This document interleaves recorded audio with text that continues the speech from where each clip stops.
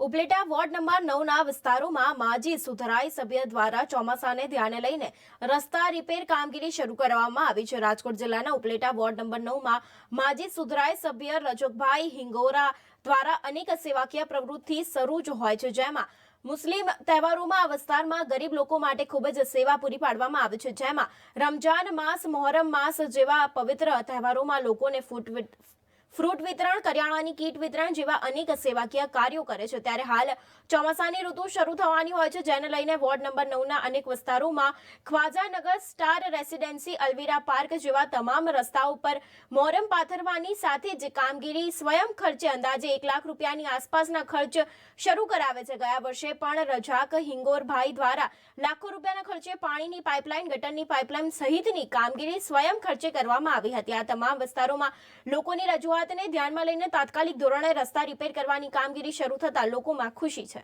Razak Osman ઇંગરા ઓટે બાવલો ward number 9 ની માલિકો હવે જેટલા પણ સારો કીચડ છે તેની માલિકો હું મારે 100 ખર્ચે ભરતી કરાવું છું। અમરનગર, ખાજાનગર, સ્ટાર રેસિડન્ટ, અન્ય વિસ્તારમાં અને કોઈ પણ જગ્યાએ કદાચ ભૂલે છે તો અમારા ધ્યાનમાં ના આવ્યું ક્યાં ગારો કીચડ હોય તો હજી પણ અમને જાણ કરજો।